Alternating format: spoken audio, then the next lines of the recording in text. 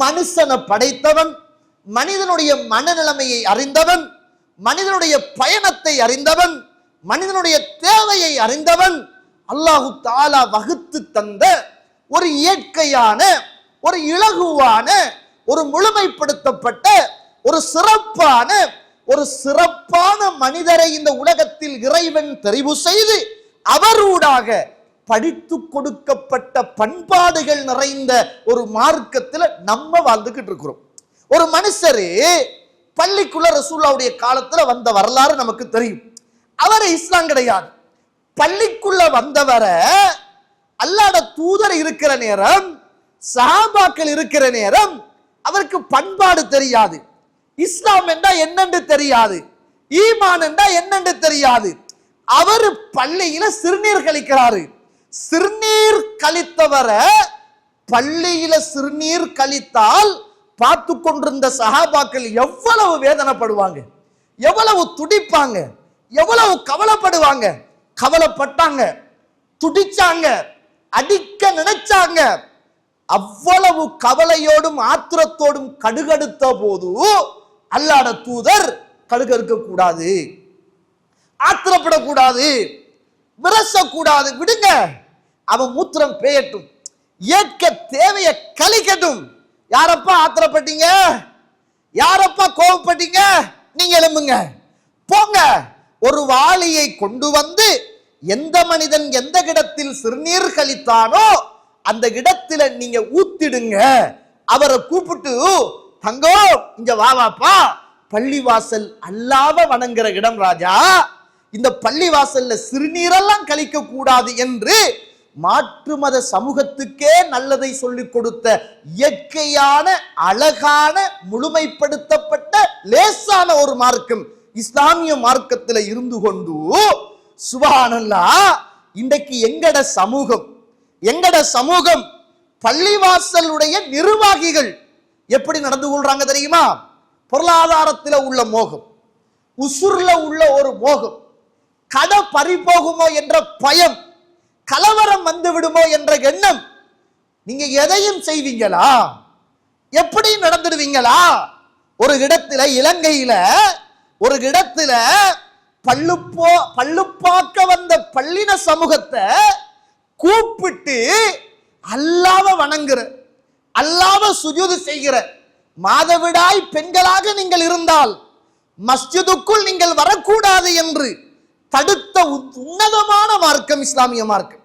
எங்கட பெண்களே, மாதவிடாய் நேரத்தில் பள்ளிக்குள்ள வரக்கூடாது, உங்களுக்கு தொழுக கடமை கிடையாது, பள்ளியில தரித்திருக்க கூடாது. இதுதான் பெரும்பாலான இஸ்லாமிய அறிஞர்களுடைய ஃபத்வா. மாதவிடாய் பெண்கள் பள்ளிக்குள் வரக்கூடாது, ஏகோபித்த முடிவு என்று கூட சொல்லலாம். பெரும்பாலான, ஒரு சிலரை தவிர பெரும்பாலானவர்களுடைய ஃபத்வா.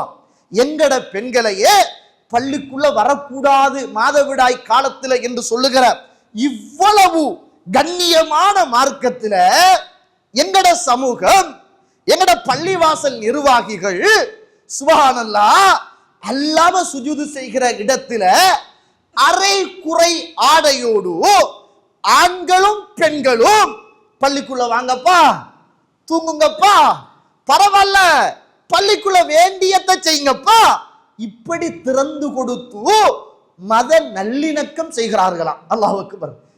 இது யார வீடு? உண்ட வீட்டை கொடு, உண்ட பெட்ரூமை கொடு, உண்ட ஏசி ரூமை கொடு, கண்டியில ஹோட்டலை போட்டு கொடு, கொழும்புல ஹோட்டலை போட்டு கொடு, எங்கேயாவது ஒரு ஹட்டடித்து கொடு. அந்த மக்கள் புரிந்து கொள்வார்கள், இது இவர்களுடைய வணக்கஸ்தலம் என்பதை புரிந்து கொள்வார்கள். இது நாங்க வணங்குற இடமப்பா, தூய்மையான இடமப்பா, துப்புரவான இடமப்பா, இங்கு சிலை வணக்கம் கிடையாது.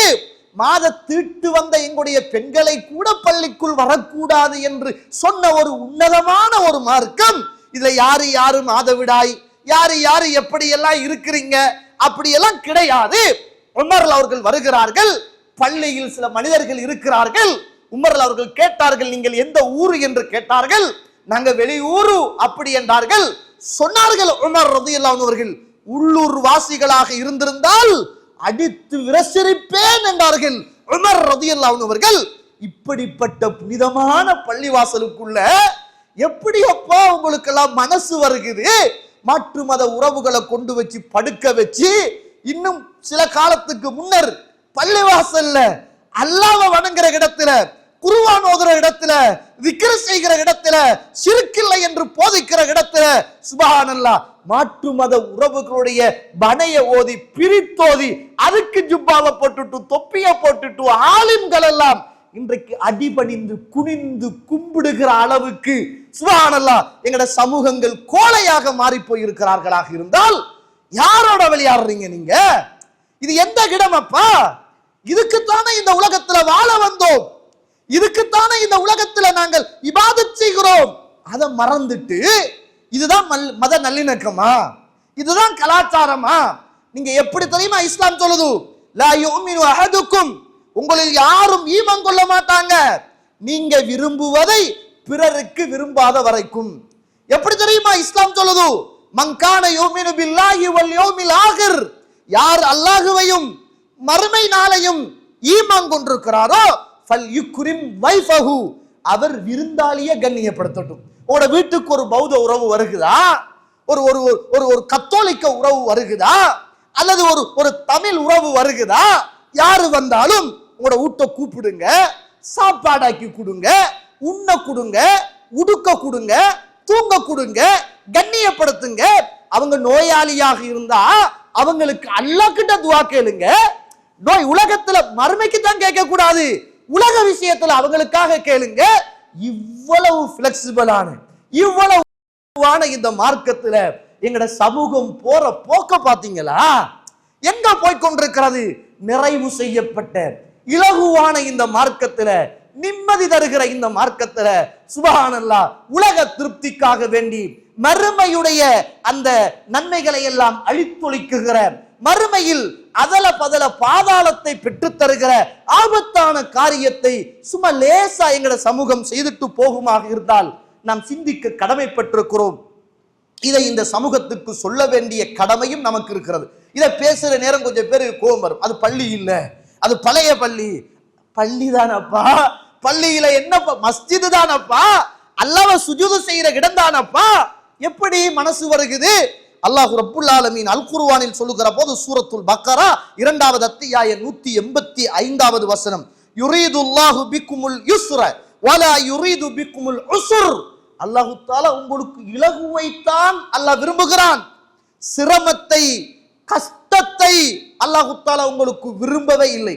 ஹஜ்ஜை பத்தி இறைவன் சொல்லுகிற போது, நீங்க ஹஜ்ஜுக்கு போனா மஸ்ததாத்தும், முடியுமாக இருந்தா தான் நீங்க ஹஜ்ஜி போகணும். அல்லாஹ்க்கு செய்கிற வணக்கத்துல, ஹஜ்ஜுக்கு போற வணக்கத்துல பயணம், உடல், பணம், இது மூன்றும் முடிந்தால் ஹஜ்ஜுக்கு போங்க. முடியலையா, ஒருவருக்கு பணம் இருக்குது, உடல்ல குணம் இல்ல, ஹஜ்ஜி கடமை இல்ல. உடல்ல பலம் இருக்குது, பணம் இல்ல, ஹஜ்ஜி கடமை இல்ல. பணமும் இருக்குது, உடல் பலமும் இருக்குது, பயணம் போக முடியல, ஹஜ்ஜி கடமை இல்ல.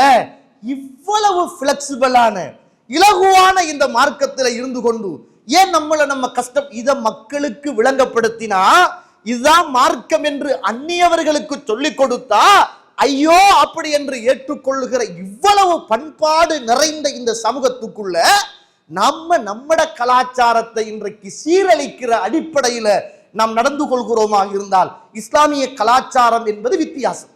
அது சுன்னா அடிப்படையில் வர வேண்டும், குர்ஆனுக்கு முரண் இல்லாமல் இருக்க வேண்டும், ஹதீதுகளுக்கு முரண்படாமல் அந்த கலாச்சாரம் இருக்க வேண்டும்.